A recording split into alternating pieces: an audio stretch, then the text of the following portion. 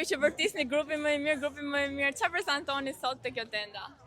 Atëherë sot ne prezantojmë një program softwarik i cili ka si qëllim korrigjimin e gabimeve drejtshkrimore dhe zëvendësimin e huazimeve me fjalët përkatëse në shqip. Shumë interesante. Nga lindi kjo ide? Kjo ide lindi për shkak se ne analizuam 80 tekste mediatike dhe zyrtare dhe prej tyre gjetëm 194 fjalë të shkruara me gabime drejtshkrimore dhe gjithashtu 528, numër shumë shqetësues, fjalë të huazuara në to. Të bëj një pyetje, a mendon se do na shërbej në nivelin e edukimit të rinjve si program apo do na debelsoj pak? Nuk mendoj se do ju dembelsoj sepse një prej featuresave të programit përfshin që ai nuk ti nxjerr direkt gabimet, por thjesht të sugjeron ku ndodhen gabimet dhe ti duhet t'i shkruash vetë ato në mënyrë që ti mësosh gjatë korrigjimit. Nga cila shkollë vini ju? Ne vim nga Gjimnazi Qimaj Stafa në Tiranë. Edhe ju prej në Tiranë.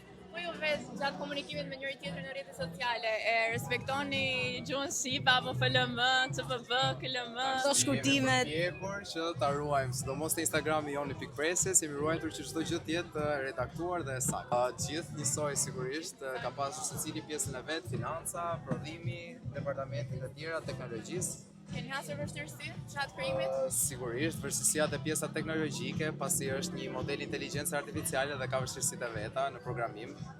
Unë doja të pyesja, sa mendoni ju që ndikon këto gabimet e vogla drejtshkrimore ose këto mungesa e pikave mbi në për shembull në një logo ose në një dizajn ose në një reklam, mendon që ndikojnë, i vënë re vërtet njerëzit? Unë mendoj që po, pasi një prej gjërave të para që na tha Juria gjatë prezantimit ishte na përgëzoi sepse s'kishim asnjë gabim gramatikor.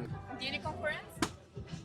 Sigurisht, konkurenca ndihet gjithmonë, por që mendojmë se jemi shumë mirë dhe kemi shanse ta fitojmë. Ju më duket përmendet që gjatë procesit të ndërtimit të aplikacionit, gjatë procesit të ndërtimit të aplikacionit tuaj keni përdorur inteligjencën artificiale apo jo? Si ka qenë si proces? Sa ka qenë, ju ka ndihmuar?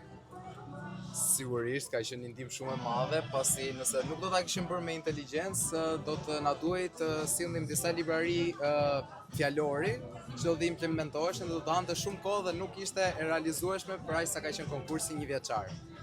Ju keni sa kohë keni që merreni me këtë projekt? Atëherë kjo është një lëndë, është modul dhe që nga shtatori deri tani në maj. A mund ta bëjmë një provë këtu?